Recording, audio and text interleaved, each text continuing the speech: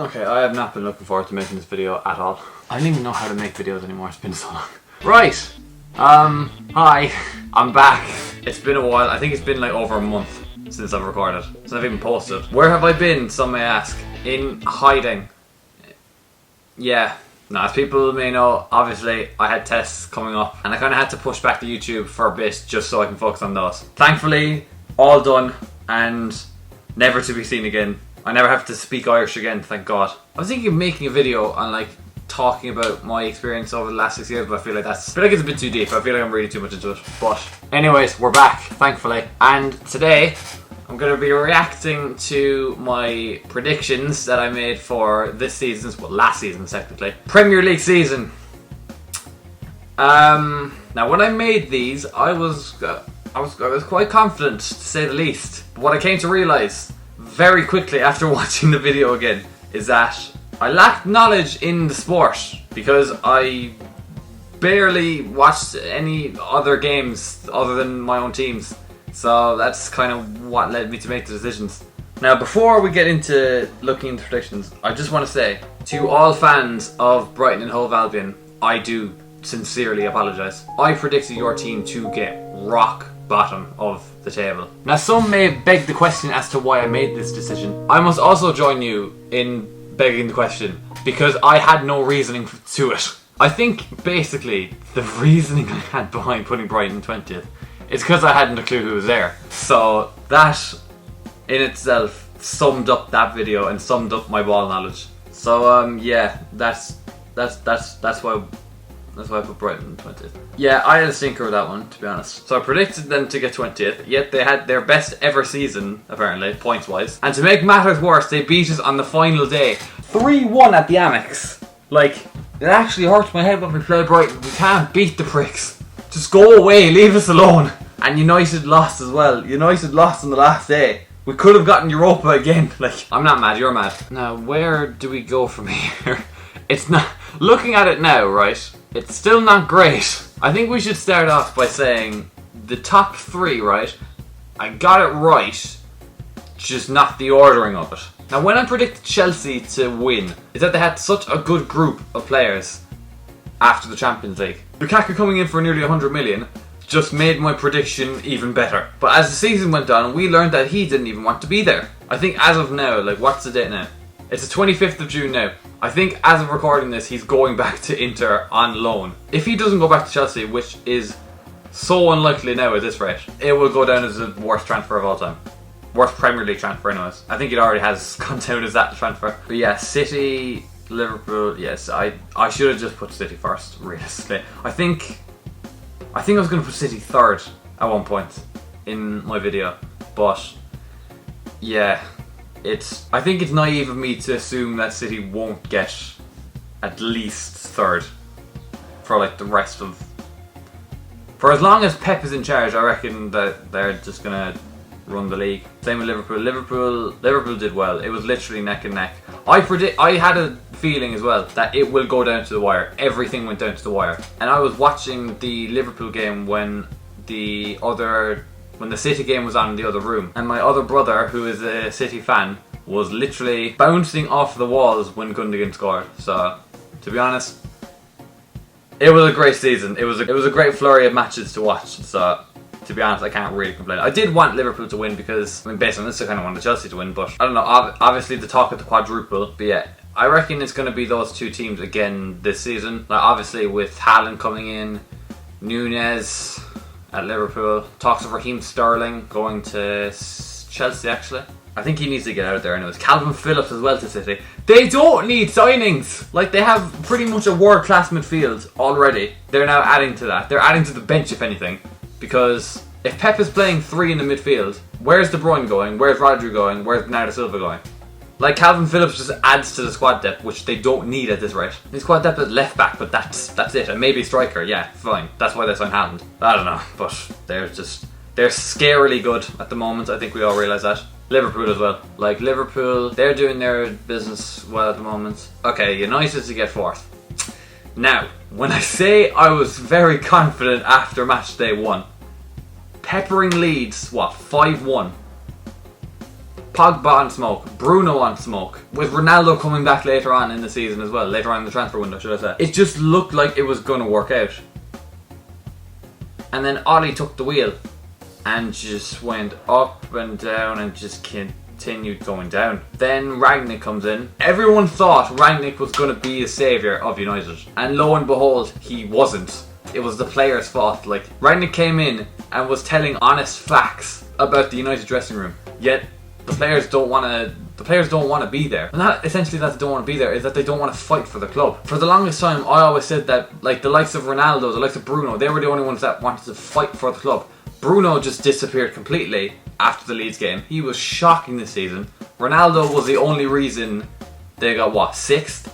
And De Gea, obviously. De Gea has been literally their saviour. As of now, they haven't made any transfers, so I don't know.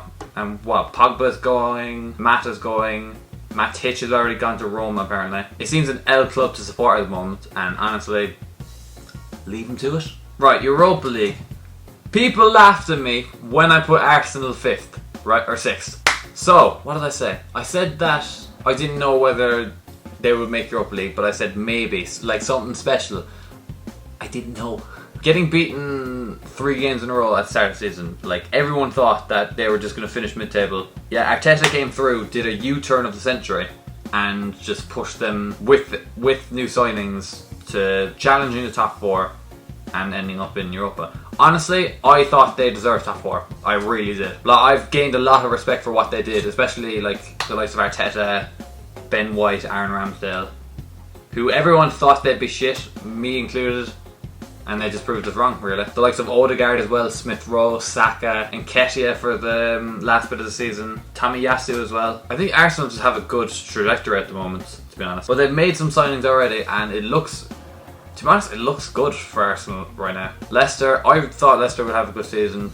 I said that Leicester, and I think I said for West Ham as well, that they would have they have a mediocre start to the season and then pull it back throughout the last like 10 matches or something like that. But Leicester were kind of just like, they did okay, realistically. Like, obviously Vardy getting injured, and then Johnny Evans getting injured, Fofana getting injured I think as well. It didn't help them, but yeah, they did well. They did well in Europe as well. They had Europe as well, actually. Yeah, now that I think of it. They did okay though. Realistically, they did do well. They did do okay. Okay, can we, like, I'm moving on to top 6. Can we just like, can we just ignore Leeds? Can we just like blow past that, please? I put them there solely because they had a very good season based on a team that had just come up from the Championship. Like Bamford, Phillips, Rafinha, the season before last, they were unbelievable for Leeds. Like, I made it clear my disgust that Bamford wasn't in the England squad, but they look so good. They look so like dominant under Bielsa, and they came to the Prem and they made their mark so quickly. Like, they made their mark as a team that you don't want to play. And they just didn't continue that form, and they very nearly escaped relegation. Yet I predicted them to be challenging for Europe. Again, just an L. Calvin Phillips has gone to City now, apparently. Well, they've agreed a deal as of now, so I don't know how the hell they're gonna deal with that. And there's all talks of Rafinha moving away. To be honest, Rafinha probably needs to get out of there. He's doing well for them, obviously, and I'm always one for, if you're doing well with your team, why leave? But obviously, like a team like Leeds, who they were looking at the face of relegation and they barely escaped it, and Rafinha was a key reason for that. Would Leeds stay up again? Don't know, to be honest. West Ham were one of 2 teams that I predicted to get right, so, and it had to be my own team, so at least I got that right. It was still a good season for West Ham, to be fair. Back-to-back top 7 finishes, a League Cup quarter-final, and a European semi-final. Good season. I'm happy, and the European nights were unbelievable to watch. Hopefully we can do it again next season. We just need to make some signings, realistically. We have Naif Aguirre coming in from Nice? Rennes. Yeah, Rennes. And from what people are saying, he seems good, so hopefully he can perform in the Prem. Obviously, Ligue 1 and the Premier League are so different. He looks solid though, so I think if we get him on a good set of form, a good run of form even, obviously Bowen and Rice carrying. If we get Areola sign a permanent, a new striker, and maybe a new centre mid or a left mid, I think we'll be okay. I think that would be a good transfer window for West Ham. Spurs. I really did not think Spurs would have a good season. And to be honest, they kind of... How would you sum up Spurs' season? Like, realistically? It was a bit of a roller coaster, to be honest. Like, Nuno coming in. To be honest, I didn't really see that deal kind of working out. So, I kind of expected them not to do too well under Nuno. But ever since Conte come in, they have been absolutely outstanding. And I hate to say this, but they look very good for next season. The signings they've already made, Bazuma, who was at Perisic as well, Kulusevski did very well last season. Obviously Kane coming back on form, Son just being too good. They look good. I don't think they do well enough to be pushing like the top 6 teams or like top 4 teams even. They got their 4th place, which, to be honest, they do deserve realistically. I do hate complimenting Spurs because I really just do not like them. Dread it. Run from it. Mid-table. Wolves were doing well. Wolves were pushing for Europe at one point. Wolves deserve to be playing European football anyways. Newcastle. What a turnaround and a half they had. Also, yeah, that was the other... Yeah, they were the other prediction I got right. But yeah, they were the definition of rock bottom. They really were treading on thin ice for the longest time. But obviously with the new owners, they brought in Eddie Howe, brought in a couple of new signings, and they just smashed it. They absolutely smashed it at the park. Villa obviously bringing in Gerrard after sacking Dean Smith. That was a very good move. Villa was one that kind of people didn't really see.